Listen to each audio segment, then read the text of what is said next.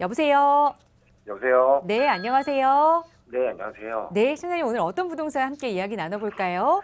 예, 제가 서울 은평구 가련 1구역 조합원인데요. 네, 예, 지금 출연해주신 김 팀장님께서 작년 11월에 제가 의뢰한 건 아니고 같은 가련 1구역에서 상담하신 분이 계셨는데, 네. 예, 그때 좀 여러 가지 이슈가 있어서 조금 고민해봐라라고 음. 말씀하셨던 걸 봤어요. 네. 근데 지금은 또 같은 입장이신지 아니면 또 전망을 좀 다르게 해석하실지 한번 궁금해서 다시 한번 여쭤보려고 전화드렸습니다. 네, 연락 잘 주셨습니다. 저희 방송을 애청해 주시는 것 같은데 네네. 우선 지금은 은평구 가련 1구역 조합원 상황이신 거고 네네. 상담을 그때 TV로 시청하신 지 한 3, 4개월 정도 지났는데 과연 네. 지금 시점에서는 조금 더 보유하는 게 좋을지 향후 네. 전망 한번 살펴볼게요. 팀장님과 네. 인사 먼저 나눠보세요. 안녕하세요, 청자님. 네, 안녕하세요. 네, 반갑습니다. 제가 작년 11월에 뭐라고 상담을 드렸는지 기억나세요? 그때 좀 소송 이슈가 있어서, 네네, 예, 사업 지연될 여지가 있어 보인다고, 네네. 예, 그때 조금 고민해 보는 게 낫지 않겠냐, 네. 이렇게 말씀하셨던 걸로 제가 기억하거든요. 그때 당시 이제 시공사랑 소송전이 네네네. 어느 정도는 붙을 거다라는 기사들이 다 올라오고 있는 시점이었잖아요. 네네. 최근에는 그러면 그 이슈가 어떤 식으로 진행이 되고 있나요? 그거 아직 해소는 안 됐고요. 네네. 네, 해당 시공사에서 지금 소송 진행을 해서 아마 8, 9월 정도의 판결이 예상될 네네. 거라고 지금 저희는 알고 있습니다. 제가 그때 당시에 이 소송전을 통해서 이 사업이 지연이 될 수도 있다라는 얘기를 왜 드렸냐면요.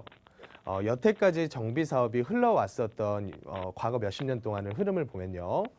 기본적으로 정비 사업이라고 하는 거는 건축 사업입니다.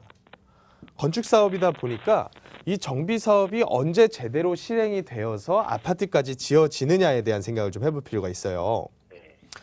왜 그러냐면 정비 사업이 무지하게 큰 가액대를 특히나 가련 1구역 같은 경우에는 서울 시내의 단독적인 한 구역으로선 가장 큰 면적이거든요.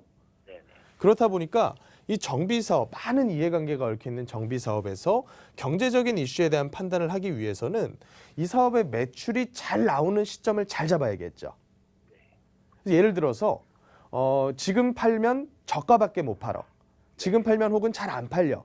그러는 시점이 됐을 때 사업을 개시를 하려는 사람은 약간 이상한 사람이거든요. 그냥 내놔도 잘 팔릴 때 혹은 내가 부르는 게 값일 때 그럴 때 보통 사업을 하고 싶어 하잖아요.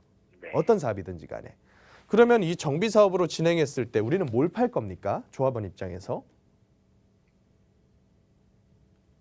정비 사업은 뭘 팔아서 수익을 내는 사업일까요? 일반 분양을 봐죠. 그렇죠. 네. 정비 사업에서 발생하는 매출의 종류가 많지가 않아요. 가장 크게는 조합원들도 공짜로 분양을 받지는 않거든요. 네. 그래서 일단은 조합원 분양 그리고 네. 말씀하신 일반 분양이 아마도 가장 큰 영역을 차지를 할 거고요. 또 마지막으로는 상가 분양도 있을 수가 있어요. 아, 네. 자, 이 부분들이 정비 사업의 매출이라면 우리가 정비 사업을 제대로 진행을 해야겠다라는 판단이 들 때는 일반 분양을 시장에 내가 원하는 가격대로 내놓을 수 있고 그리고 원하는 가격대로 비싸게 불렀을 때 잘 팔리면 이때 진행하는 게 나한테 가장 큰 돈이 되잖아요. 근데 소송을 진행한다는 거에 대한 의미가 뭐냐면 일단은 그런 시점을 넘길 수도 있다라는 그런 의미예요. 지금 시점을 어떤 식으로 보세요? 분양장을. 지금 분양가 상향제도 있고 예전보다는 그래도 조금 좋아지진 않았죠. 네. 자, 2018년도 분위기 혹시 기억나시나요? 18년도에 9월 13일에 9.13 대책이라는 게 발표가 됐었어요. 네네. 그리고 나서 분양 시장이 상당히 많이 안 좋아졌었습니다. 네. 사실은 이 대책 전후로 해서 이미 안 좋은 장이 많이 펼쳐졌었어요. 네. 그래서 각 지역에서 서울에서도 굉장히 많은 지역들에서 미분양이 났었거든요. 네. 근데 그리고 나서 한 차례 푹 꺼졌다가 다시 거래가 많이 붙으면서 전고점 수준까지 거의 대부분 올라와 줬어요. 네. 근데 지금 시점에서 이제 매수인과 매도인의 분위기가 어떠냐면 매수인들은 여태까지 세미나 오셔서 항상 뭐라고 질문을 했냐면 몇 년 동안 늦었지만 지금이라도 사야 될까요? 라고 질문을 했어요. 네. 본인들도 늦은 거 알아요. 네. 남들은 요 가격에 샀는데 나는 2배 주고 사야 된다는 거 본인도 알거든요. 네. 그렇지만 불안한 거예요. 왜냐하면 가격이 계속 꿈틀꿈틀거리면서 올라가고 또 올라가고 한 건 한 건 거래가 터질 때마다 가격이 올라가는 걸 보니까 이 시점 넘겨버리면 내가 가진 돈 가지고는 서울 아파트 살 게 없을 것 같은 거예요. 네. 그래서 불안했었던 장이 최근까지 펼쳐졌었다면 네. 최근에 이제 작년부터 시작을 해서 정책이 또 발표가 되고 세금에 대해서 과도하게 늘어날 걸로 예상이 계속 발표가 되다 보니까 네. 지금부터는 저한테 세미나 오셔서 뭐라고 질문하시냐면 기다리긴 기다릴 건데 언제까지 기다려야 할까요를 항상 질문을 해요. 심리가 완전히 바뀌어버린 거예요. 네. 근데 그런 상황에서 거래는 없어요. 근데 슬금슬금 거래가 없는 이유가 매도인이 매물을 안 내놔서 거래가 없다라고 많이들 말씀을 하시는데 지금 시장 가보면 매물들이 많이 나와 있거든요. 네. 막 투매를 하는 것처럼 많이 나와 있는 건 아니지만 그래도 어느 정도 실거래에 근접한 수준의 매도 물량이 조금씩은 다 나와 있거든요. 네. 그럼 지금 분위기를 매도인이 물건을 안 팔려 그래서 거래가 없는 걸까? 아니면 매수인이 기다려가지고 거래가 없는 걸까? 그러면 지금 상태에서 분양을 하면 원하는 가격에 잘 팔릴 수가 있을까? 심지어 지금부터 4월 이내에 입주자 모집 공고 발표 안 하면 분양가 상한제로 내가 원하는 가격도 못 받는데 네. 이런 시점이 돼버렸다는 거예요. 그렇기 때문에 제가 언제나 이 정비사업에 대한 투자는 뭐라고 말씀을 드리냐면 언제 사야 될까요? 정비사업 물건? 관리처분 인가 이후라고 그때 말씀하셨던 저는 그런 말씀 안 드린 적 없습니다. 아닌가? 저는 정비사업 언제 사세요라고 항상 얘기하냐면 쌀 때 사는 거예요. 정비사업은. 네네. 과연 시청자님께서 알고 계신 것처럼 진행 단계가 중요할까요? 영향은 있어요. 네. 한 단계 한 단계 넘어갈 때마다 안정화해지잖아요. 네. 리스크가 많이 제거가 되는 거잖아요. 네. 그러면 당연히 영향은 있죠. 네. 근데 가격적으로는 아주 큰 반영이 되지는 않아요. 예를 들어서 똑같은 한 뉴타운 내에 있는 각 구역들이 진행 단계가 전부 다 다르다라고 가정할게요. 네. 그러면 구역별로 가격이 편차가 커야 되잖아요. 네. 근데 실제로 가격 차이가 별로 없어요. 왜 그럴까? 진행과 관계없이 올라갈 땐 다 같이 올라가기 때문이에요. 네. 그래서 저는 정비사업 같은 경우는 저렴할 때 사자. 그럼 언제 저렴할까? 가격이 저렴해진다고 하는 거는 그 내재 가치로 평가된 평가액이 떨어진다는 게 아니라 프리미엄이 빠진다는 얘기예요. 네.